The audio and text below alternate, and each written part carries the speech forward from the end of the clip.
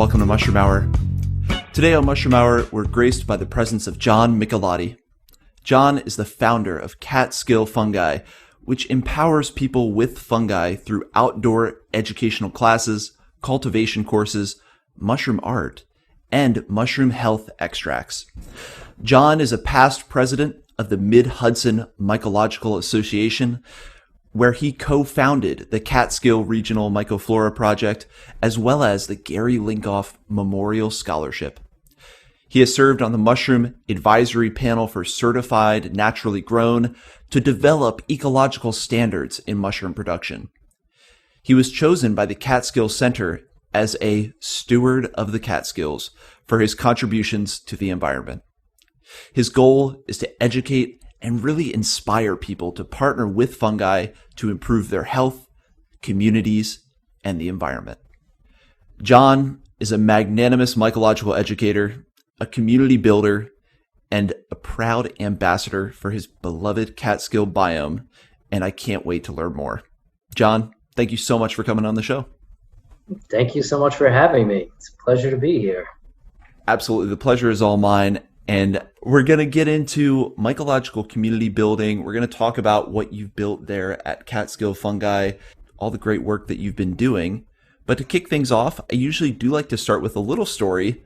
You know, we don't have to start from age zero, but a little story about your development, maybe family, educational, other influences that got you into the world of mushrooms.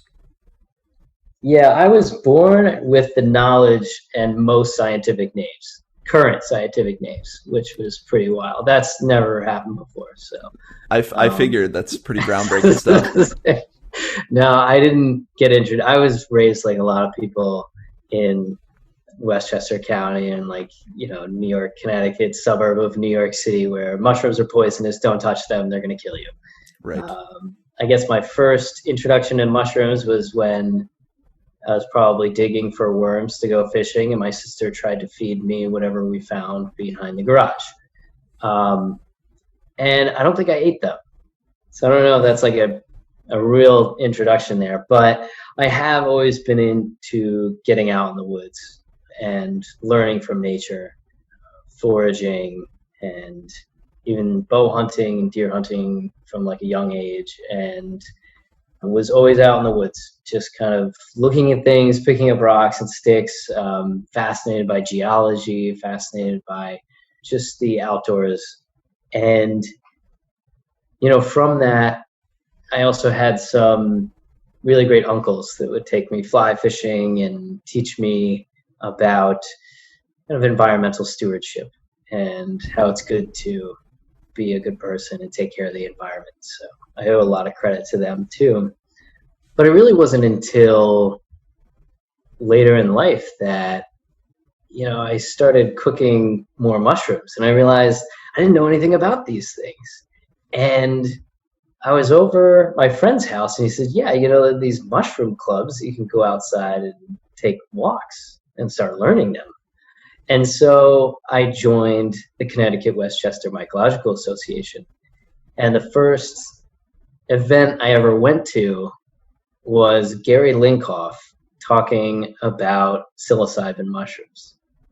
And from there, he was leading mushroom walks and taking people out in the woods.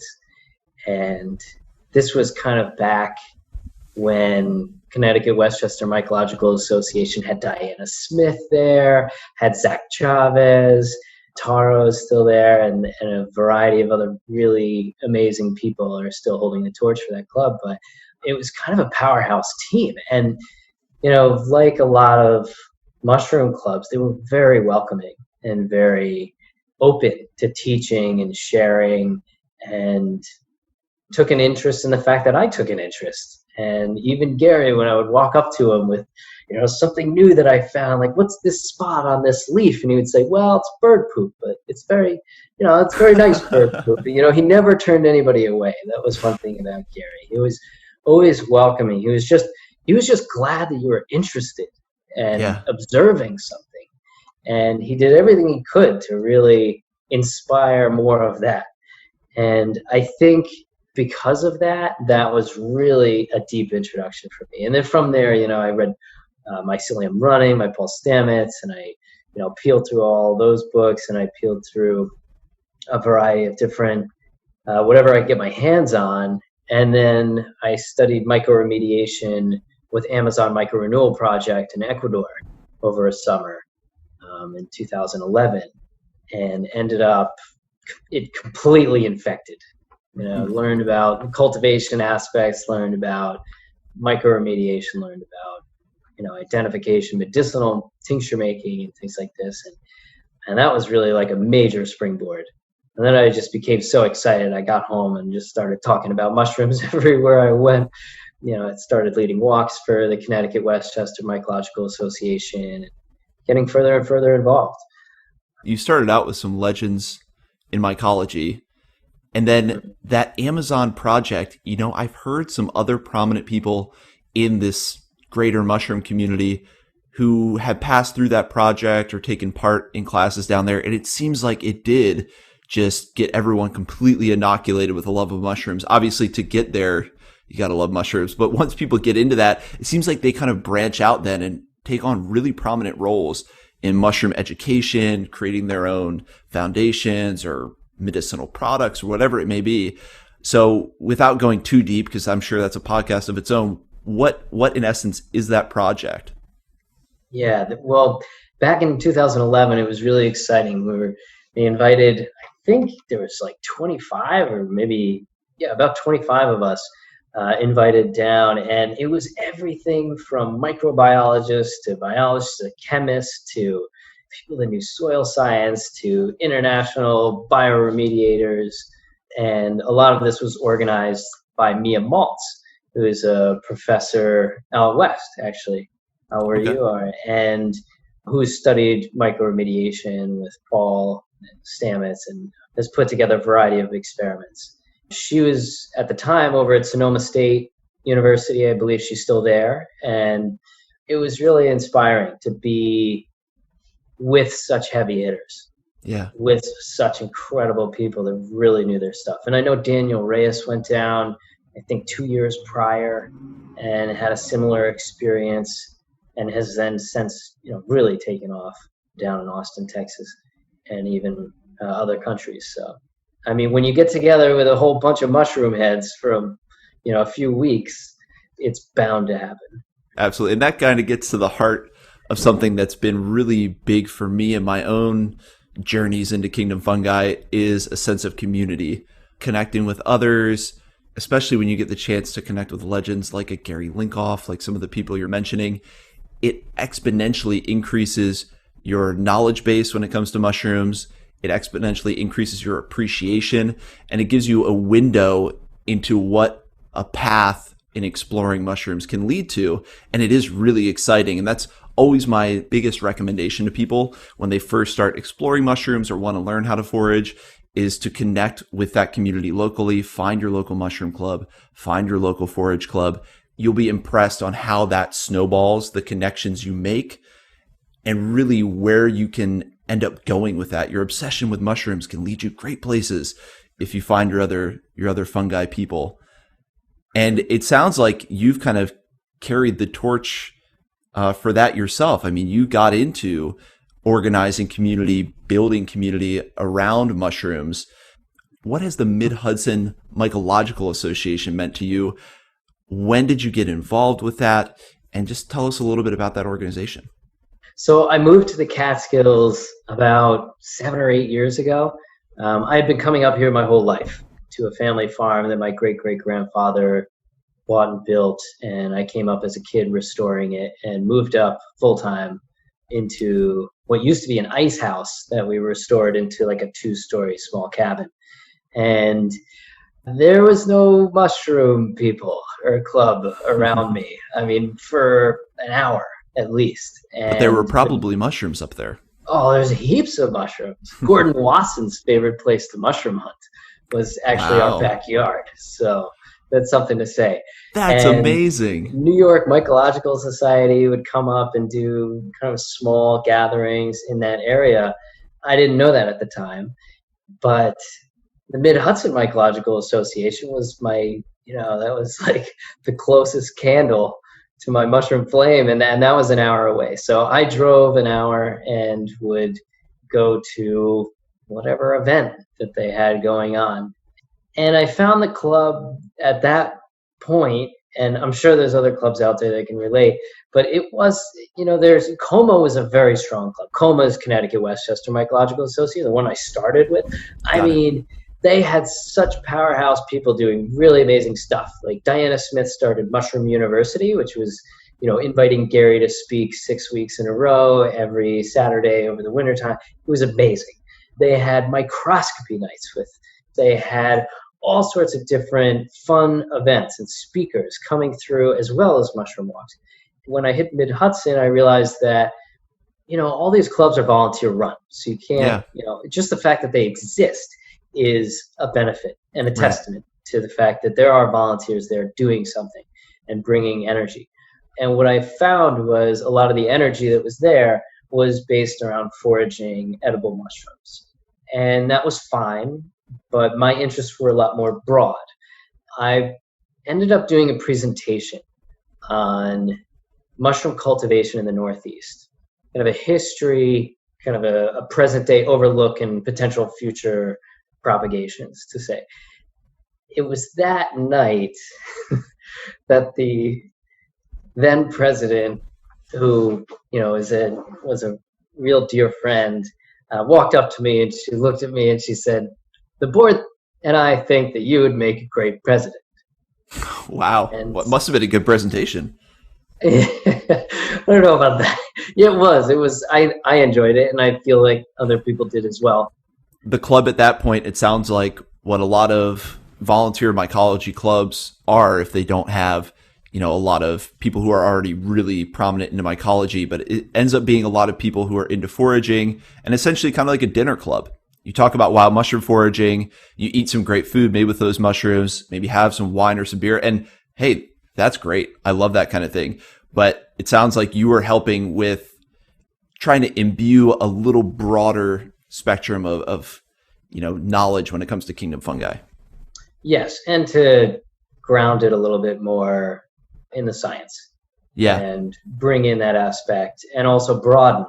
That's important because there's kind of a couple camps I find when it comes to mushrooms in general. You have those gourmet foragers who aren't as into the scientific side, and then you have the scientific folks who are very much into pursuing microremediation, microscopy, all those good things. So when you could blend those together, that's just the best of both worlds. Yeah, and the cultivation aspects. I mean, there's so many different sides to fungi of people that you see. So I saw that the club was appealing to a certain type of people, and I thought that was great. And I also wanted to bring in other folks. And one way that I did that was I started a monthly mushroom speakers series. And this continues on now, but every first Tuesday of the month, and mostly through the winter, because over the summertime people would rather be outside. But throughout the winter months, I get to invite my friends to come over and give a presentation on their specialty. Over the past 4 years now, we've had a wide range of different speakers come and talk, from everything from food fermentations and how that connects with fungi to, a specification on polypores, or one thing that we really focused on at one point was microscopy and microscopes. And there was such a huge interest from the crowd that, I asked, I was like, how many of you guys have microscopes? And like a dozen people raised their hands. I said, wow, would you want to learn more about this? There's a huge response. And that's kind of what I ended up motivating towards. And now that wasn't my personal motivation. Living to my own, resources, I probably would have done like a whole 6-week cultivation workshop but instead, because there was such an interest in microscopy, I hosted a 6-part microscopy workshop at my house last summer and had my friend Jeffrey Mann, who's a science teacher and was also a student of Dr. Largent and Dr. Hamola, two very prominent microscopy mycologist. And he came and he gave a 6-week seminar on how to use microscopes and how to look at fungi with microscopes. From that, we've had a lot more members really kind of pick up the torch in that. And we'll see kind of where that goes. And I think it's a great model for people to see how you've taken, a community volunteer organization and been able to put in just a little bit of structure, a little bit of focus on certain elements of kingdom fungi rather than just wild foraging, to add in some other topics to explore. And people get a lot out of that. My early days with out here, we have Bay Area Applied Mycology. My early days with that group, while they did have kind of this focus around wild food foraging and we'd come together once a month and have a big wild mushroom dinner, they also had a lab space where you would get under the flow hood and we'd have special classes with certain people talking about mushroom culturing. And I don't believe we have microscopy, but when you can really take the time to dive into some of these topics, you find out how many people are interested and you see people begin that all-important process of wanting to start their own exploration. Do any other projects you put together stand out as really impactful and maybe things that others can be inspired by to implement with their own mycology or forage clubs? I could go into, a few other projects that we've implemented I'm very happy about, but I guess there's two things. One is you never know how you're going to affect other people and how you're going to help be that connection for other people. But it's just like the mycelium. It's just like the mycelium. We're all cells connecting each other, and we are the strand that forms between the mushrooms, and we are the mushrooms all at the same time. And it was Jay Schindler at the New Moon Mycological Summit who was really nice enough to donate a microscope to me. Wow, this is great. And that was really my inspiration to bringing in Jeffrey Mann to give the presentation, which then inspired a whole group of people to get together and learn how to use their microscopes. And then from there, I ended up doing a presentation at the last New Moon Mycological Summit a year later on microscopy. And so it's full one circle. Of these things. Yeah, it's one of those things that, just through our generosity, through our sharing, we're really helping to create nodes of information that then spread all over the world. So I feel like that generosity that I felt when I first joined a mushroom club to learn this knowledge and share this knowledge has really helped to propel me and a lot of other folks to follow their passion. And I give you a lot of credit for putting together radio shows like this, because there's so many people you're connecting to all this mycelial network. And one thing that your listeners should know is that there's a lot of really great people in mycology, and they're happy to talk to you and they're happy to share your information. The people you're hearing on these radio shows, they'll pick up the phone. They're happy to talk to you about this stuff. If you're more interested, you want to go down the rabbit hole with them, they're generally very busy, but also very responsive. And so that's really something to keep in mind. And I think the last thing I would say for people that are really interested in starting something, really getting something off the ground, and this was something I recommended to Mushroom Shed too, that I feel like it helps gain traction, was to really have a specified date and time and place that people can count on. We had random events before, but when you set first Tuesday of the month, and people know when and where to find you, it just helps to build momentum. And from the people that showed up regularly, this was how we were able to gain more volunteers for more events. And you just need that little bit of framework, branches. That little bit of structure for people to then come build on top of. And I think just hearing your story is inspiring, where you can get involved with the club, have some ideas, start implementing some regular programs or talks, and then watch the growth kind of organically happen. And it always seems to, when I talk to people about, their story of going through mycology clubs or participating in clubs. This organic growth happens when you do start to put together that structure.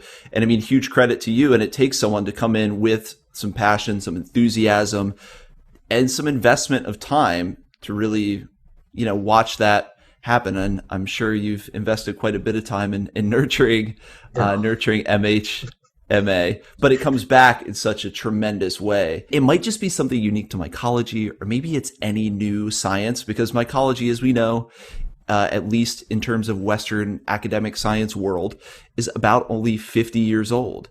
So it is this new science where amateurs can play a huge role just because there's so much territory to cover.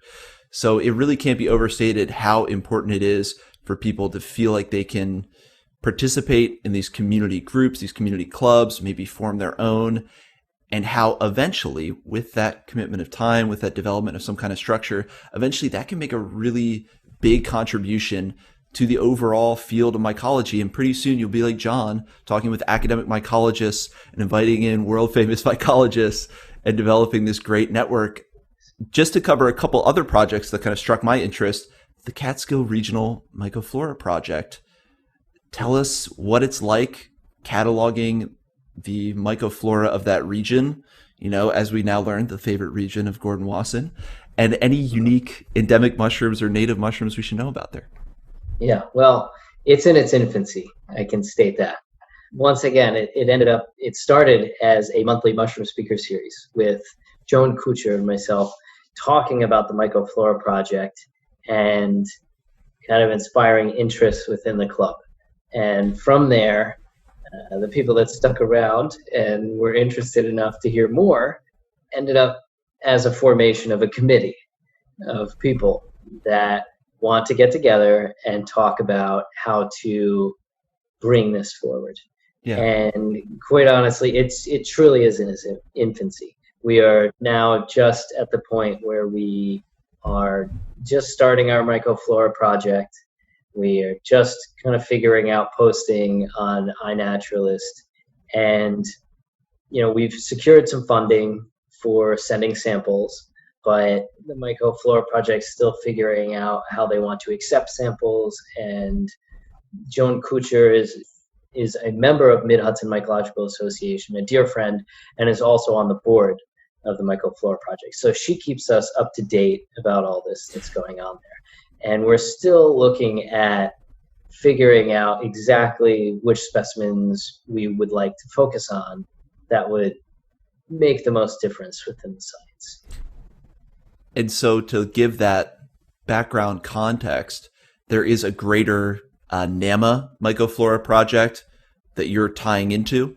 Yeah, the North America Mycoflora project, just to give an introduction, is something that has recently started.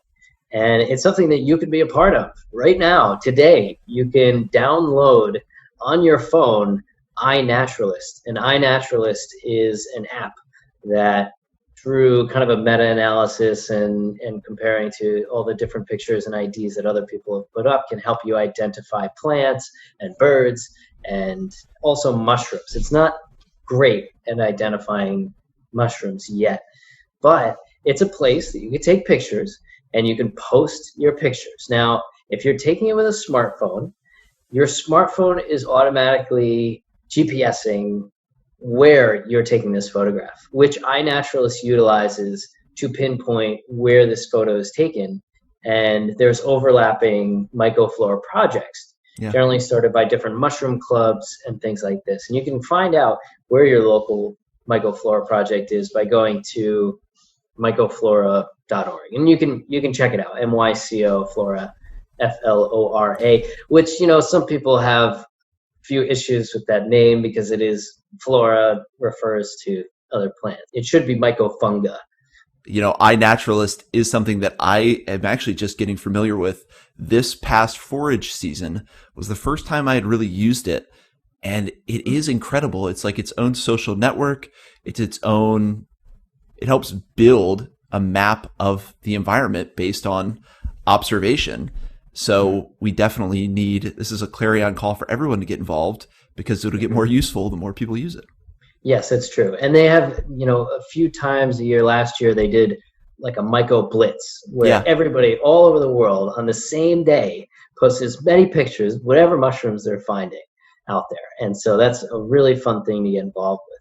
But the other thing that Mycoflora does, aside from put a baseline species survey out there for the United States, is you can take certain species, there are certain specimens that you find, and you can dehydrate them, and you can send in a sample to be DNA tested. You can basically get the reading of what exactly this mushroom is. And so this is where they're helping to also identify some rare species that are out there and complexes that have been, elusive to us. When you structured your project there, we know it's just a baby, the Catskill Mycoflora project, but how did you make sure to tie in with the National Mycoflora project? Was that as easy as you said with most mushroom people? You reached out, someone responded, and it was simple as that? Yeah, if you go to their website, you can register. You register your club or your group or your project with them, and then you open up your own project on iNaturalist, and they link it. You get recognized that way. What a fun way to contribute to the science of mycology. Exactly. Just an everyday forager, just going out in the woods and looking at stuff, and makes you really like a modern day citizen scientist, where you are actually contributing to the science of mycology. And I'm always impressed when I hear stories of people out foraging where they do find something that shouldn't be in that area, or they do find something that is unidentified. It still blows me away that people are, pretty regularly finding mushrooms that can't readily be identified, that need to be sequenced to really be identified, or that shouldn't be showing up there. So for people that want to get involved, there's never a better time than now to feel like you're on kind of the cutting edge of this science. Another project you brought up that I was interested in is the mushroom shed. And we were talking about, you never know how you're going to inspire someone. This was someone that you inspired that started this great project. Yeah, I felt really fortunate about it. So, yes, I'm past president of the Mid-Hudson Mycological Association, but I also have a company called Catskill Fungi, and that's really something where I lead a lot of beginner, novice identification walks. I make medicinal mushroom extracts, which I sell at farmers markets and stores and online at catskillfungi.com. And I also host these 3-day workshops where we do a variety of different mushroom walks. We have indoor inoculation, outdoor inoculation, extract making, really anything people want to get involved with. And it's like a weekend of geeking out on mushrooms. And I'm really happy to say that a lot of the people that have come on these weekend workshops are dear friends of mine. And we still keep in contact and get together all the time. And they're doing great projects out there in the world. And Amanda Heidel was one that really picked up the torch in our area and linked up with a community garden in New Paltz, New York, and started something called the Mushroom Shed. And the Mushroom Shed was her graduate degree program in art from SUNY New Paltz. And she put together this idea that would not only be just her end of the year project, but a 10-year project that she got funding for. And she was extremely tenacious. And she even got a shed, like a 10 by 10 shed constructed by a lot of us who would turn out for these build days. And we built this mushroom shed. She hosted this great event. And it was definitely focused on tactile uses of mushrooms. So we're mostly focused on cultivation. We're focused on mushroom art. We're linking up with with breweries, and they're making mushroom beers, and we're taking their grains, and we're growing mushrooms, and then we're making mushroom paper from mushrooms. We're doing dyes from mushrooms, and really mushroom yoga even. Mushroom yoga. Really, that's a new one. Oh, it's all there. Yeah. I love this art project. I love this art project. It's brilliant. It's brilliant. And so once again, they get together every second Tuesday of the month. You might be seeing a trend here. So, I was going to say, all of your days are taken up with some manner of mushroom meeting Yeah. The third Tuesday is the Mycoflora project. Okay, right. So all your Tuesdays are mushroom days. Got it. Yeah, pretty much. So the second Tuesday we get together and we do some kind of cultivation event. We just got a whole bunch of logs. We're going to do outdoor log inoculation, probably distance inoculation or something like this. It's great to see the community come out of the woodworks and help to support this. And it's true. If you put something like this together in a community, mushrooms are trending, people will show up. And Yeah. you'll be surprised with the amount of people that show up. Especially when you talk about those more tactile uses where they're getting in and inoculating logs or doing yoga poses, whatever it is, it's an easier entry point for people to eventually explore some of the more theoretical parts of mycology or the more scientific parts of mycology. The best starting place is with something tactile that, there's always something about working with mushrooms, or you get this thing on a cellular level, whether it's with Petri and then inoculating. And then, there's something about that really helps you understand the organism even. Yes, it's so true. One of the last workshops I did for Mushroom Shed was growing oyster mushrooms on coffee grounds. And for you listeners out there that haven't done this, it's really pretty easy, simple, amazing. I mean, it truly will blow your mind. But let's just paint a picture for those of you that don't know. When you have mushrooms growing on, say, sawdust or coffee grounds or something, and you're going to use that to inoculate something else, they call that spawn. Yeah. So say you have mycelium growing in a quart jar, one quart jar, and that's your spawn. You can use that one quart jar and probably inoculate 4 quart jars at least in unsterile conditions. And so with each one of those quart jars, which might take 3 weeks to grow out, you can then inoculate 4 more. And this is where mushrooms are exponential. In sterile conditions, you can take a 5-pound block and make 10 5-pound blocks. And then, in 2 weeks, you can take 10 and make 100. And this is, once again, where mushrooms are exponential. Just developing the knowledge to grow some of your own oyster mushrooms at home is a huge first step into entering this world of not only mushroom cultivation, exploring mushrooms, but also just learning a little bit more about self-sufficiency and getting a little better sense of independence, I guess, when it comes to your food and really your life. So there's a lot that goes into just learning how to cultivate some oyster mushrooms at home. Yes, that's true. You brought up Catskill Fungi, and that's something I do want to talk about because it sounds like the newest outshoot of your community building. Because I know it's a company, you have products, you do it, but the educational event and the community coming around it seems like really one of the central points to me. So what was the inspiration behind it? What kind of team did you put together? Did you handpick some of your mycological all-stars that you know? And just a little bit of the story of how this whole thing came together. Yeah, sure. As I said, I moved to the Catskills about 7 years ago. Didn't have any mushroom community up there. But was surrounded by mushrooms, which is really great. And so I saw kind of like a void there. There was no mushroom knowledge necessarily up there. And there was a lot of people that wanted to know about it. Not a lot, but there's a few. I mean, this was 7 years ago. I ended up, I'm always outside. I was on a plant walk with a local herbalist, and this was through the Catskill Forest Association.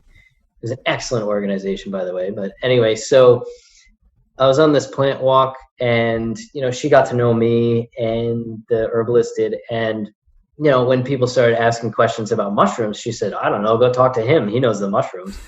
And the people from the Catskill Forest Association asked me, hey, do you want to lead a mushroom walk? We can hire you to do that, and you can come and do that. And I said, really? You'll hire me to go look for mushrooms? Exactly. So I got really excited about that, and thus began kind of the beginning of leading outdoor education workshops and mushroom walks, which I do through libraries and schools and education centers, permaculture groups, everything from private walks where I can go on people's properties and look, identify what mushrooms they have there, help them cultivate either turnkey at home to commercial scale. And this kind of snowballed. And then at the same time, I had been making medicinal mushroom extracts for myself and friends and family for a long time. for about like 3 years by then. And I was waiting for my friend. I was in the co-op and I was hanging out, waiting for my friend. She was picking up snacks and we were about to go for a hike. And I was just like looking at their tincture section, and I realized that they had local plant tinctures. Mm-hmm. And then they had mushroom tinctures coming from, the other side of the country. And I said, do you guys want a local source of mushroom tinctures? And they got really excited about that. Once again, at farmers markets, back then there wasn't really anybody doing mushroom stuff. Yeah. I had been cultivating for a long time at that point and just ended up scaling up a little bit. I really delved deep into the scientific literature because it was important to me that if, it's one thing to make it for yourself, but if you're going to do this commercially, you need to do this with the most integrity you possibly can. And so it took a long time to really jump through the hurdles of creating a commercial product with it.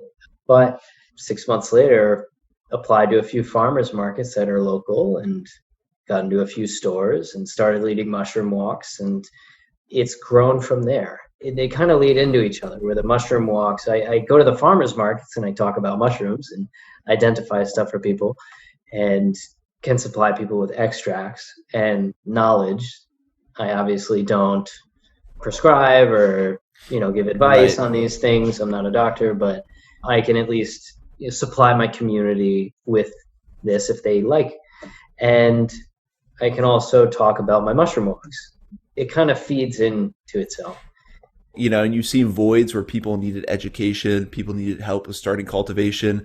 There's a demand for the tinctures, but why don't they have local ones? So you're kind of this ambassador of the mushrooms of the Catskills. And so that's what struck me in reading about your company is it's really this multifaceted, organically growing structure where you're just filling the needs to make sure people are getting the most out of mushrooms in that area. I do want to talk a little bit more about the tinctures because I'm getting more and more interested in medicinal mushroom tinctures. I've spoken with people on the show who have medicinal mushroom products, but I'm still learning about it. And the fact that you've actually delved into the scientific literature is huge. So I think you're going to have some knowledge to bring to bear on this. I guess to kick things off, tell us about your products, maybe the lineup, and anything special with the sourcing and how they're made, how they're processed. So the way I make the extracts is, first starting with the mushroom, because, that's a really important distinction, because there's a lot of companies out there that make mycelium extracts. Right. And once again, if you look at the scientific literature, just again and again, it just shows that fruiting bodies have higher concentration of medicinal benefits. The fruiting bodies, where they're grown, how they're grown, what are they growing out of? Grain-grown mushrooms aren't nearly going to have the potency that wood-grown. Outdoor is generally more nutritive dense than indoor, but that's arguable. We do our best. We source all of our mushrooms. All the mushrooms we forage are in the Catskills in these pristine environments. Because keep in mind, mushrooms can uptake different heavy metals within soils. They can uptake things even just in the air, which is why, if you're foraging, maybe stray a little bit further from the road, because they can also uptake things from there. There's a lot of people that get poisoned this time of year from eating morels because, there's two ways. One, you don't cook them enough. If you don't cook your morels enough, it causes projectile vomiting. Which not fun. That's not what we want with our morels. Would say, it's not as fun as it sounds. Yeah. And and the second way is that they're harvesting from apple orchards that were sprayed with arsenic 80 years ago, and they uptake that. So that's really important just for people, any forager to consider the mushroom's ability to uptake all those things from their environment. Yes. We make medicinal mushroom extracts. We do a triple extract with chaga, reishi, lion's mane, maitake, turkey tail. All these are from mushrooms we grow on our family farm, forage in the Catskills, and then most recently, because of just such a high demand, I'm sourcing the lion's mane from a local organic mushroom farm. We wildcraft most of this, though, in the pristine Catskill Mountains. Yeah, so that being said, after that, we dehydrate the mushrooms, we sun dry them. Sun dry is important. Sun dry. Okay. Yeah. So even the mushrooms you're buying at the farmer's market, your shiitake mushrooms, your oyster mushrooms, a lot of these mushrooms out there, if you set them in the sunlight, they hyperaccumulate vitamin D to the factor of like 1,000. These are the ergosterols within the mushroom that actually hyperaccumulate these things and transform. So this is a great way to get vitamin D even in the winter times when we're covered up, when we're outside. Who needs vitamins when you have mushrooms sitting in the sun? Yeah, some of these mushrooms really do have a wide variety of different types of vitamins in them and minerals. But they also contain polysaccharides and ergosterols and things like this. And that brings me to our extraction process. So after we've sun-dried them and dehydrated them, which is really the best way to be able to quantify the amount that you're putting into your solvents, we do an alcohol extract with non-GMO organic cane alcohol. Then we do a cold water extract and a hot water extract. And I'll talk about each one of those. So the alcohol extraction gets sterols, ergosterols, and triterpenes, which are really great for antiviral and a variety of immune boosting characteristics. And then we do a cold water extract, which gets some of your enzymes. And then from there, we do a triple decoction, which is you're starting off with 3 times as much water and reducing it down to 1/3. And you're doing this at a low temperature of like 175 degrees, because if you go too hot, you're going to be breaking down beneficial polysaccharides. Okay. So, and that's what a lot of your water extracts get, are your polysaccharides. And like some mushrooms, like reishi, can have over like 180 different polysaccharides. And these are what are really great for boosting your immune system, or modulating your immune system, I should say. And a lot of your immune benefits are coming from these polysaccharides. So when people are making tea from chaga and reishi that they're finding, I think that's great. But I also recommend that after people make your tea with your chaga and reishi, get a bottle of like vodka or something and just soak it in that vodka for a month and shake it up, every other day, because you want to be getting these other medicinal benefits from these mushrooms. And that's really what I encourage people to do. Like wherever you are with mushrooms, just take the next step forward. To educating, to working with them. And so like if you're making tea, great, that's fantastic, good going. Now try doing the next step. And if you're already doing that, then like, great, now let's put together a triple extract. And, it's not that far-fetched, but start somewhere. If you're not doing any of this and all this is over your head, try the tea, or, try your first extract and see how you feel. When you break things into that process, it all seems so much more approachable. And that's what also struck me, is how deeply you educate people about doing these things themselves. And I had written in my notes, isn't that a bit too altruistic, John, to teach people how to make the very same products you're trying to sell, to empower people to make that themselves and make their own medicine? It gives us a good window into kind of who you are and what you're really about in terms of empowering people, giving people access to this medicines. You're not trying to just sell your product. You're teaching people, hey, you can make this yourself. Yeah. Because quite honestly, like, let me just say something. Like I used to make a lot of stuff. I used to make kombucha a lot more than I do now. And even now, like my partner will go to the store and get a bottle of kombucha. And like, we know how to make this. We could make this. We totally could make this. But no, we're making salves. We're making soaps. We're making other things. And my thought is, there's always going to be somebody there that's going to buy one. And there's only going to be a certain amount of people that are going to go out and make it themselves. But most importantly is that you have the knowledge to do it. So in case that source of kombucha dries up, hey, I can save my last bottle. I can grow a SCOBY and I can start making my own kombucha. It's really important for people to be able to know this stuff and to be able to do it themselves. And I'm grateful that I have my community. I'm grateful that I have the Catskills. And I know there's a lot of other people with communities out there that don't have mushroom tinctures, that don't have a mushroom person. And you could be that mushroom person for that community. And I'm grateful to say that like one of my students last year started his own mushroom company following the protocols that we're doing, and he's starting it up, and he's going to try it out, because this is important stuff. This is bigger than you and I.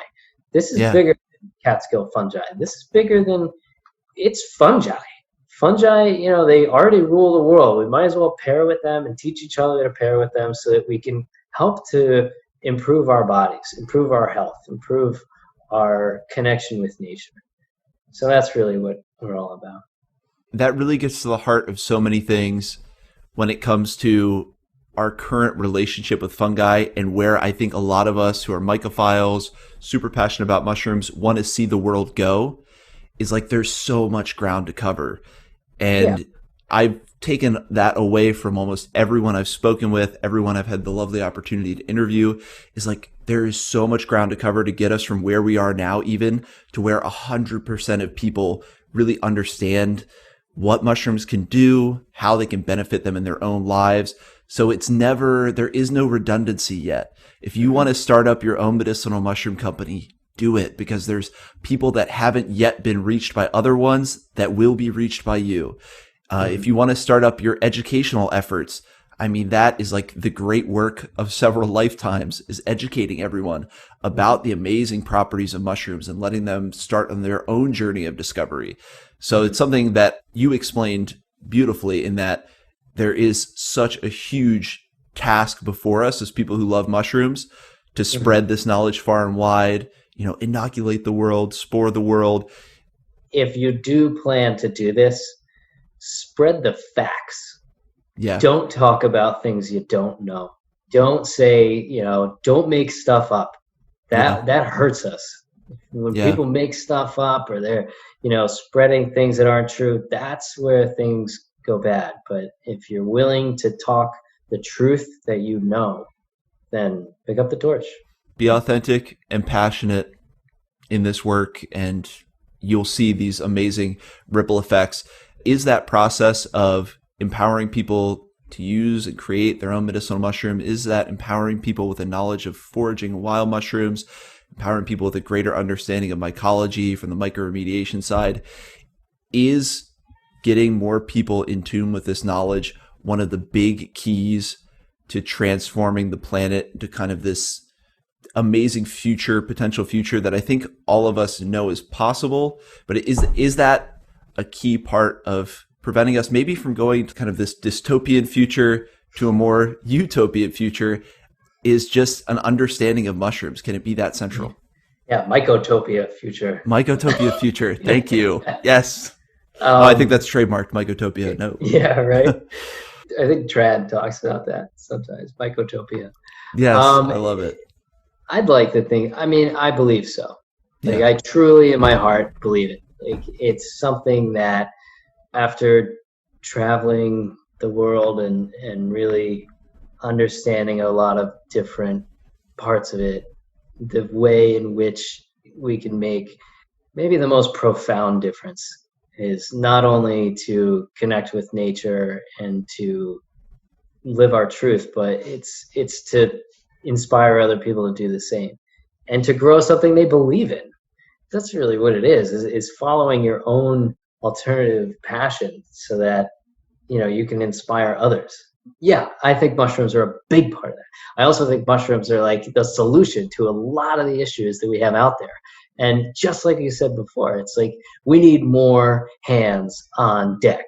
Like, we need as many people as we can involved, interested, and fueling this kind of groundbreaking discovery. And you're completely right. It's like, shoot, what if what I'm saying now is just like pie in the sky? And in like 5 years, I'm going to be on the Welcome to the Mushroom Hour, and it's going to be like, John, looks like you're not into tinctures anymore. Looks like you got, there's other people that just made so many tinctures around you that you can't sell any. I sold 2 last year.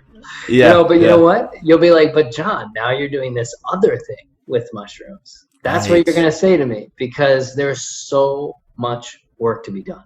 There's so many different things to get into. There's so many different branches in which, we can help to kind of facilitate growth together into the world. And there's a lot of different ways to get involved with that, some of which is volunteer, You can volunteer with your local clubs. You can start your own mushroom shed or your local mushroom community shed. And another way you can get involved is quitting your job and devoting your life to mushrooms. You can grow something that helps support you while working with fungi. And that's really what I want to help people do. I want to help people grow their companies. I want to help people grow mushroom companies. We all want to change the world. We all have this calling to imbue some positive impact on the planet, or most of us, but a lot of people don't know how to do that. And that's why I've centered on mushrooms, or really kind of pinned my hopes on mushrooms. Is it seems like not only is it an answer to so many problems, both in terms of our health, environmental health, but people who also get into this field or get into this study, it seems to me like getting into mushrooms builds better people. So many of the concepts we're talking about may sound a little utopian, but it's funny because mushrooms are probably one of the most approachable and practical ways that you'll find.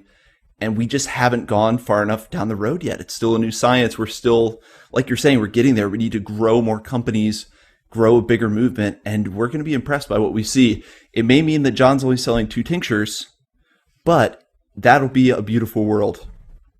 One of my hopes is that, my nephews, when they grow up, they can work a job or they can have their own company where their impact will be improving the environment, will be improving their communities, will be improving themselves while they're able to sustain themselves. And it took me a really long time to find that. I went through a variety of different jobs, from boat captain to outdoor educator to a lot of nonprofit work and ambassadoring. But it's hard to find something that 20 years later you can say, wow, it really improved the environment, myself, and my community. And I think the reason why that's important is because I don't want my nephews to have jobs that they're saying, I don't know, I don't really like it, but at least I get to volunteer my time doing this. I want their full-time job to be improving the environment and themselves and their communities. And I feel like that's possible. And mushrooms kind of show that possibility in a variety of different ways. It's pie in the sky, but it also has to be brass tacks. It also has to work. It has to function in a way that it's offering something that the community can appreciate and help support, help get behind. Yeah. And that's one of those things where, it takes time to develop. It takes time to develop those ideas. But with fungi, there's so many possibilities. And many of those possibilities can be improving the environment. That's what I'm banking on. It sounds pie in the sky to say mushrooms will save the world, but hey, if we do this right, that won't be too far from the truth. They'll be one of the integral tools. And I love what you're saying about building businesses, because in my mind, it's kind of this image of using the existing system and the structures within it, in this case, companies, to leverage those and create potentially a new system or to change the circumstances. You have to use what's already there. And the reason I make that kind of roundabout distinction is I know there are people who get into the utopian mindset of, oh, well, I don't want to make money with it, or I don't. And it's like, well, unfortunately, that's our medium of energy exchange right now. So it's good to get in that flow and put that system to work for that goal of promoting fungi. And maybe one day when enough people know the magic and the beauty and the amazing properties of mushrooms, will have changed the world and we won't need money anymore. But until then, it helps to be grounded in the systems that already exist to further this path and further this, what we're talking about is kind of this great fungal work. Yeah, it's so true. And that's really what it's about. It really is about the fungi. And you have to really keep that in mind. It's about what you want to put out there. It's what you want to create in life. Yeah, the money thing's weird. I had such a hard time figuring out how I felt about it. I was so mad at it. I want to live completely without it. I was like, forget it. I don't want anything to do with this stuff. And then I went through this process of realizing like it's a tool and it can be used for good or for bad. We can either save the planet with it, or let's be honest, we're not saving the planet. The planet's just fine. We're messing it up. We can either save ourselves, or like George Carlin said, it's going to shake us off like a bad case of fleas. It's more the idea that we could potentially work with what's already here. Oh, I was so angry at the systems that are already in place and the degradation that's doing in the environment. The fact that we don't have a choice. We're born into this, and it's like we have to, these fossil fuel stuff we're surrounded by it. And after seeing the atrocity in the rainforest and like the firsthand witnessing what these companies are doing, it's really pretty rough. And it's easy to hear certain words and have negative connotations to them. And it's important to remember that our intentions go a long way. There are certain companies whose bottom line is money. And when you're only focused on money, that's what you're going to get. When your focus is something other than that, then that money just becomes a means to going from point A to point B. And luckily, mushrooms are those things that inoculate our brains and we get obsessed with them. So it's pretty easy to stay centered and focused on the mushrooms and let money be the peripheral tool. Yeah, that's where it's at. And a lot of people are disaffected right now. A lot of people see the way things are going. Pretty much the younger you get, the more disaffected people are. And people are looking for and reaching for something that will affect some kind of positive change, where you don't need to necessarily go to these big institutional edifices that don't seem very interested in change, or where you don't feel like you'll have that big an impact. And so finding something as general, as broad, as massive as the word mushrooms or fungi, and to find all the solutions that lie just in the universe of that topic is hugely inspiring and gives you like this doorway out. Like there's all these different paths you can take, and fungi is its own amazing path that we're still exploring that seems to offer an alternative. It's great to want to change and have that rebellious spirit. The focus eventually has to be to what you want to build then. If what you are seeing isn't the way you want to go, you have to be able to build something. And mushrooms end up being, or grow. Exactly. Mushrooms end up being that tool that let you grow the alternative instead of having to tear down or rail against what you don't like. So I love talking about it. And I know it gets really general, but I think it's some of the most important topics that are themes in so many people's relationship with mushrooms. What we're talking about, I think people who are already into mushrooms have this same feeling. Mm-hmm. It's true. And that's like part of the path that mushrooms lead you on too, that I've experienced, is that, not only is this happening externally, but it's happening internally. Like it's through following my passion with mushrooms that I've come to explore different things within myself and happen to grow as a person, helping to kind of help me look at things that I may not like and look at seeing how, my relationship with them is. And even just being out in the woods and foraging mushrooms and finding reishi, it's helped me open my heart and realize things about who I was and my own acceptance. So it's one of these ways in which they surprise you. Thankfully, there are people like John Michelotti out there inoculating minds, doing presentations all over the place. We didn't get a chance to talk about some of the work you're doing. So just to breeze over it, a bridge version here. I mean, you're talking with kids, you're talking with sixth graders, you're talking with at youth summits, bringing this down to the people to put us toward this utopian future. Mm-hmm. Yeah. Grateful for that. Grateful for the Mushroom Hour for getting the word out there to a broad audience of people. And that's how I feel too. Yeah. From speaking at these youth summits, you're right. Like the youth is understanding that they're being born and grown in this world that a lot of the adults are saying is falling apart, and they've messed it up and it's in the red right now. And they're kids and they're not quite sure what to do with that information. But there are a few that are really amped up to help out, and they just need to be pointed in the right direction. And the more educators there are out there to help people get there, the better. And, I encourage people to spread your mushroom knowledge to different schools, different youth climate action summits and things like this, because the more we can get it out there, the more fungi warriors we can have growing a healthy future. Well, now bringing it down from the utopian future that we're going to build with mushrooms, these giant concepts, bring it back into the vessel that is John. I do want to talk about your future plans and what you've got in terms of Catskill Fungi, and then some of the talks you have coming up, including one that I'm really interested in. And actually, the immortal words, you've already said, the immortal words of Gary Lincoff, how to quit your job and devote your life to mushrooms. So what's coming up next? Tell us about all these great things. Yeah, so I most recently was at Telluride last year, and I heard a cry from the stands. People are wanting to quit their jobs and devote their lives to mushrooms. How do I do it? I had people come up to me and ask me, what do I do? This is what I'm thinking I'm going to do. And so I just took a step back and I interviewed a lot of people that did it. Yeah. And I said, how did you do it? What inspired you to do it? How did you make this transition to doing mushrooms full time? What were your steps? What was your inspiration?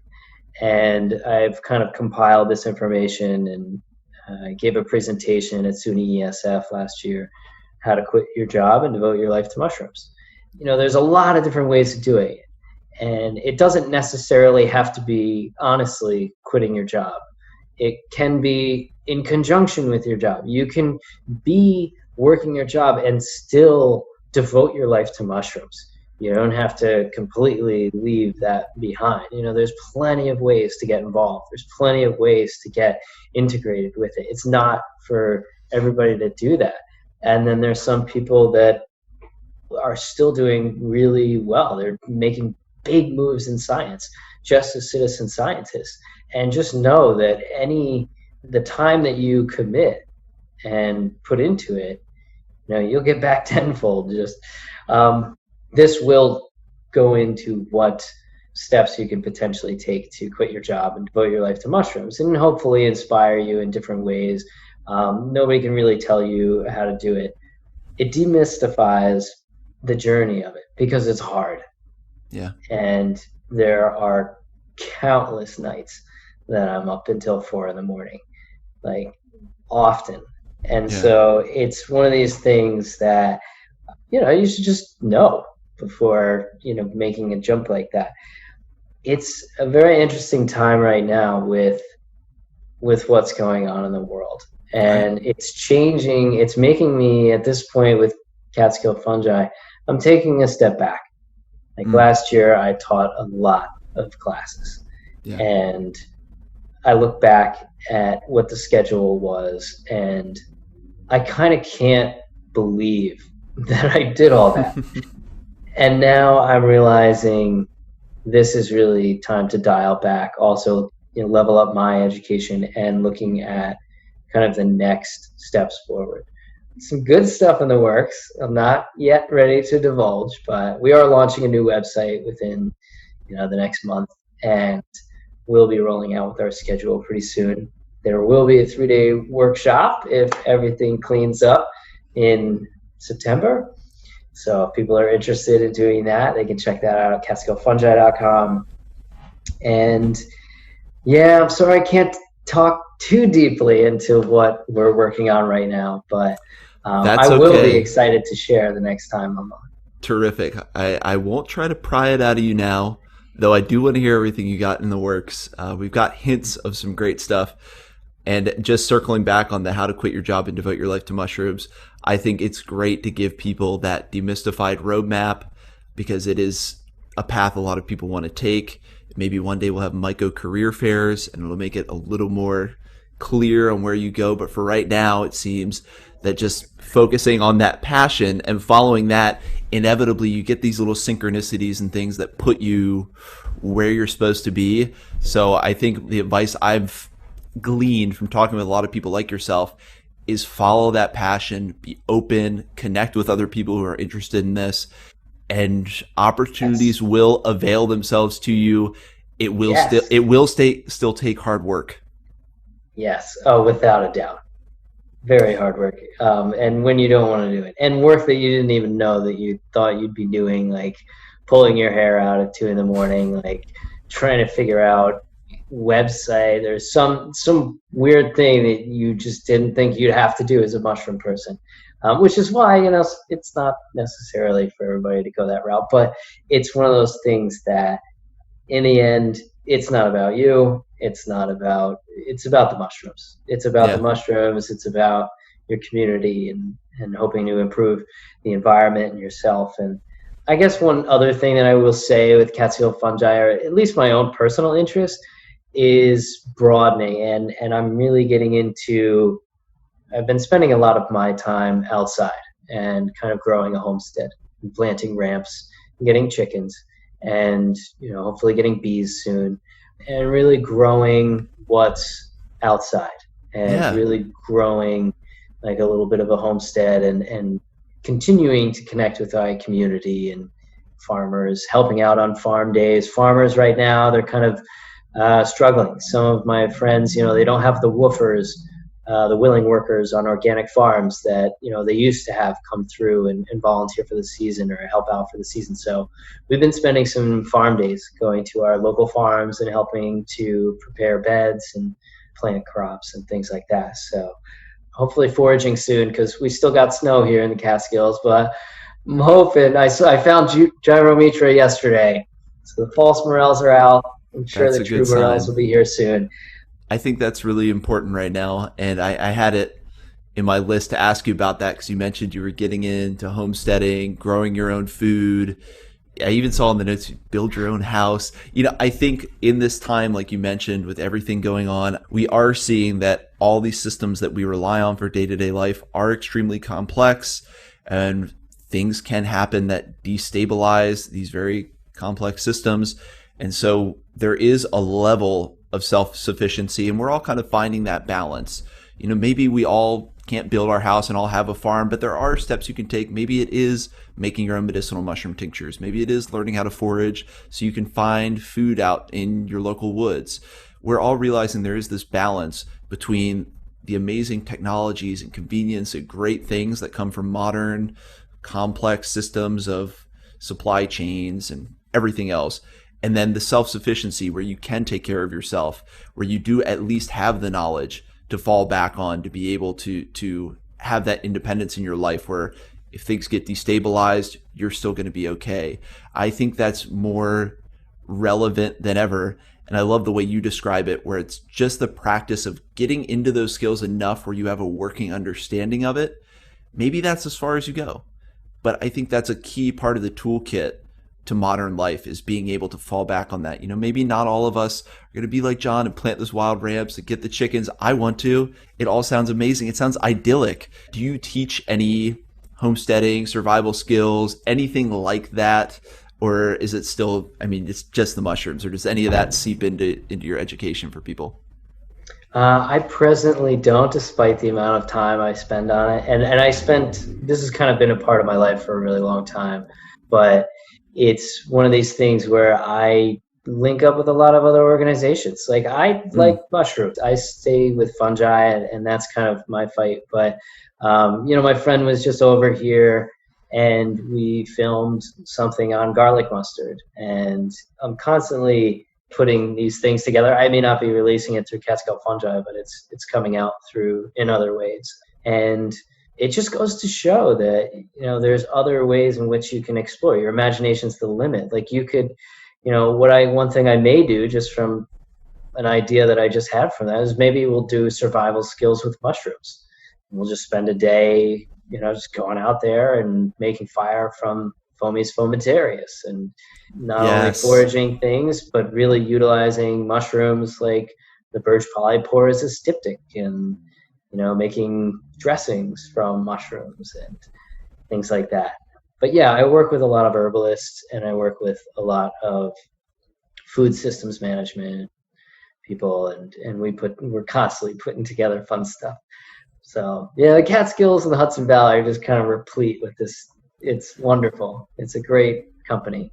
I am ready to move there and be part of this amazing community of naturalists and homesteaders and people getting back to the land and understanding all the powerful aspects of nature. And because you are in that vortex, and because your life is so grounded in some of these principles we're talking about, do you feel like that kind of lifestyle has offered you a unique sense of fulfillment, maybe even kind of a spiritual fulfillment, more so than if you had chosen what we might call a more traditional path? Yeah, absolutely.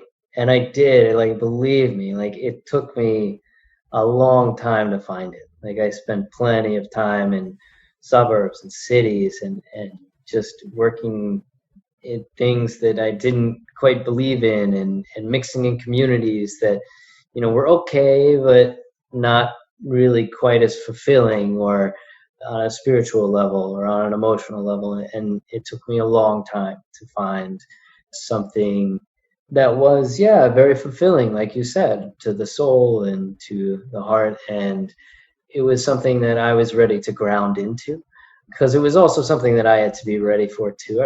Like I said, I traveled for like a long time and wasn't ready to find that yet. I was just so amazed by how diverse the world is. It took a lot of risk. It took a lot of leaving semi-comfortable situations to branch out. It's like your extra radical mycelium, right? So mycorrhizal fungi, these are the fungi that link up between the trees and share nutrients between trees. And what happens is, two spores meet each other and they start a mycelial network, and they reach until they grow until they find a tree, and then they start trading nutrients for the trees. Like, the mycelium are mining water and nitrogen and phosphorus, and they're translocating that into the roots of trees in exchange for sugars that the tree is making through photosynthesis. And the fungi could stop there. The fungi could just be like, cool, we got this connection, we're good, we're getting fed, we're feeding, we're fine. But no, the fungi reaches out from there. The mycelium, after it links up with a tree, that reaches out from there, and it goes out into the soil to mine for new nutrients, to be parasitized by something else, like Monotropa uniflora or something like that, and to link up with another tree. Yeah. That they call that the extra radical mycelium. We sometimes have to be that. And it may not be comfortable. The mycelium doesn't have eyes. It doesn't know where it's going. It can't see a path. And sometimes that's the way it is. You don't know what it's going to look like. You just know your next step. And I think that's where I attribute a lot to nature. Like, the more time I spend in nature, the more clear I am with myself and my path. And nature has been my greatest teacher. And it's one thing that I always encourage, is people to connect with nature.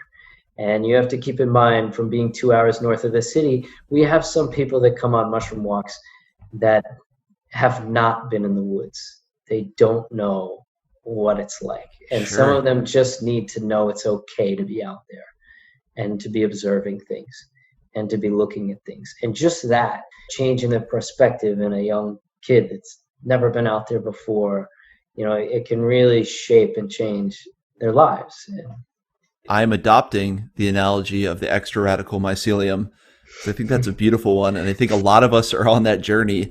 And that's why I'm really appreciative to you to give this insight, because I think it is really inspirational for a lot of us, like myself, who are just starting on that path of reconnecting with nature, refocusing on self-sufficiency.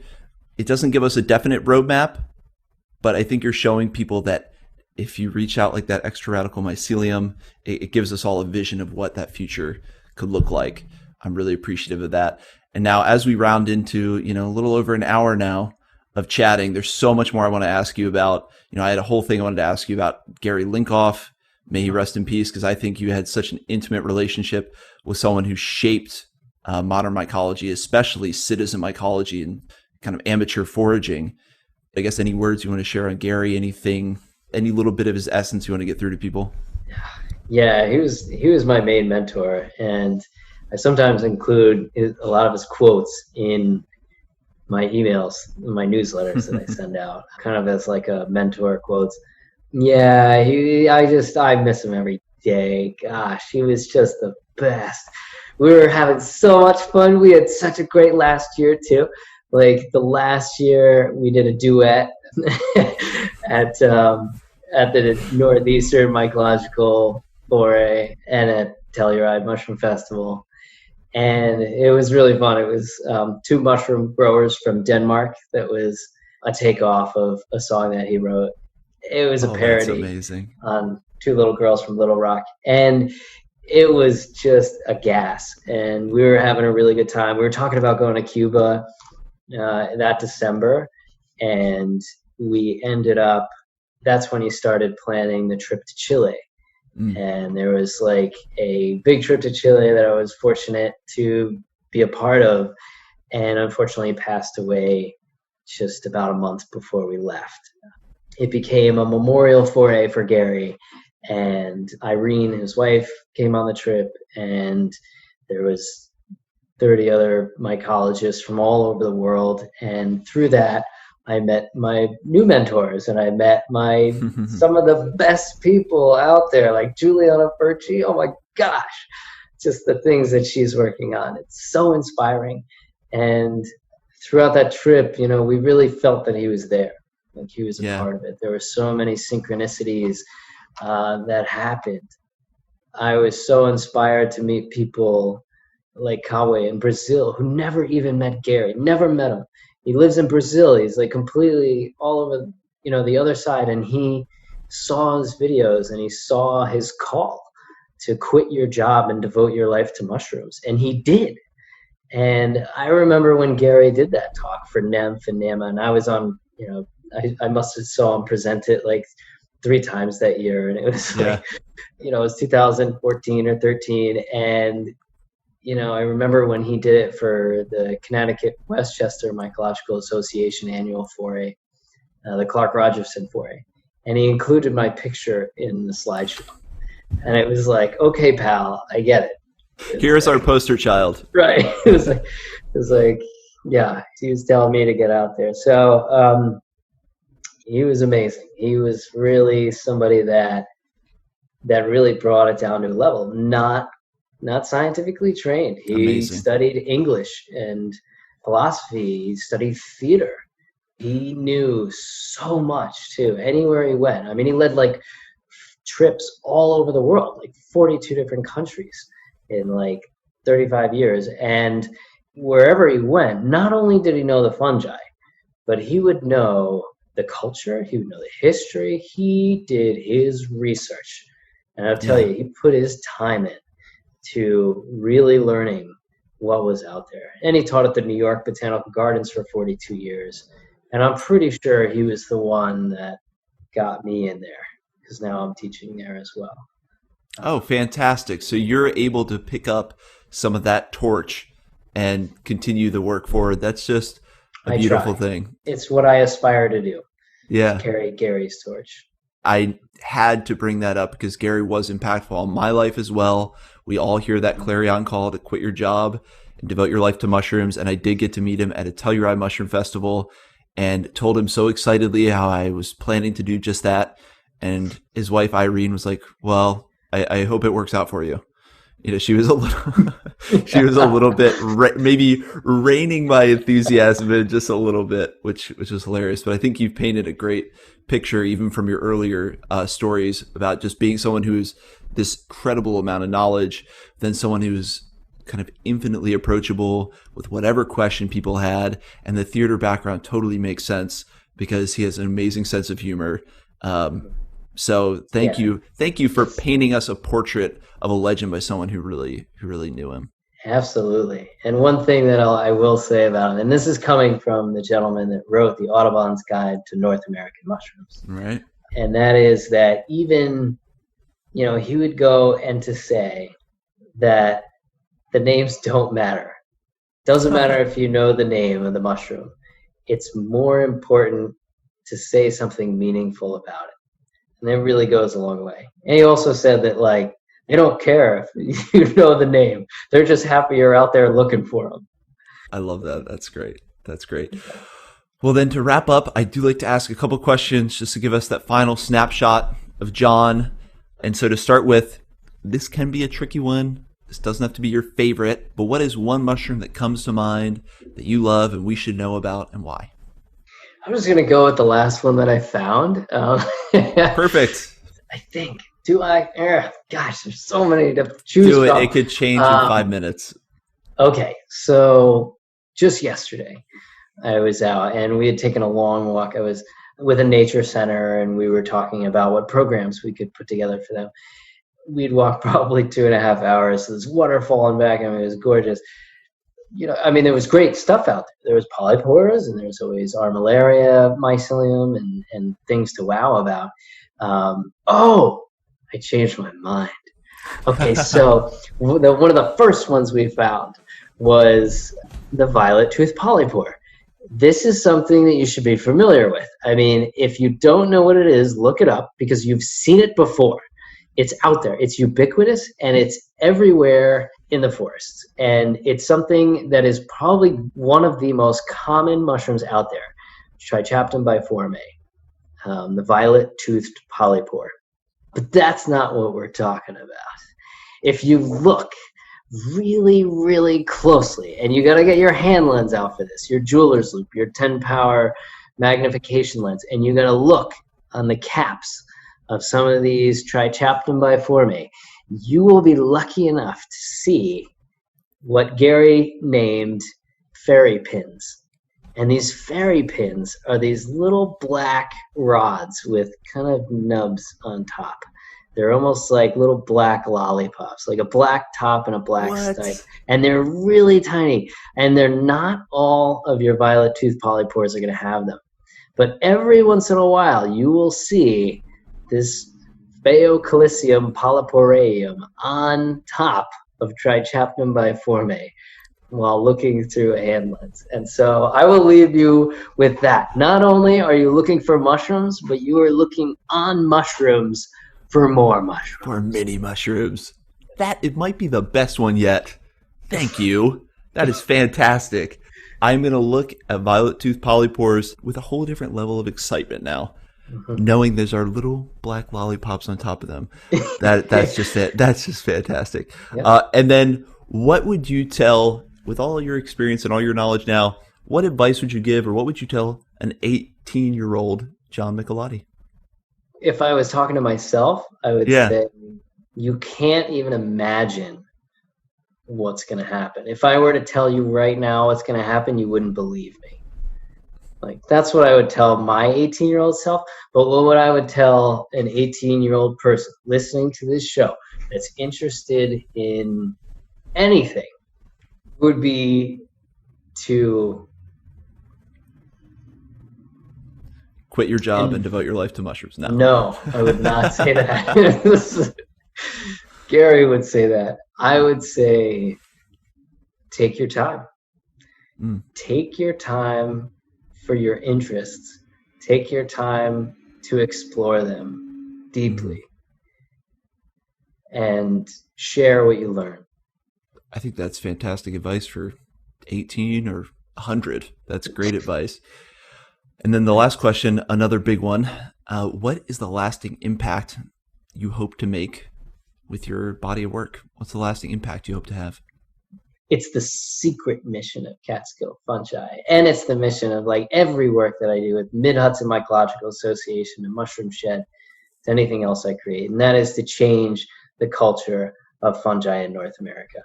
So that fungi are not something like I was raised that, they're going to poison you and kill you. But people are grown with knowledge of what mushrooms can do for people, for the environment, and for the planet. Well, I think you're well on your way. And like Gary and like so many people before, people like myself get to build off of the work you've done, the knowledge you've put in. So it's a multi-generational process. And I thank you for the work you've put in so far in achieving that very impact. And most importantly, I thank you for coming on, spending your time with us here on the Mushroom Hour and sharing your story and sharing some mind-blowing insights, some amazing mushrooms. I really appreciate you taking the time. It's my absolute honor and pleasure, and I commend you for the work you are doing to spread the good word.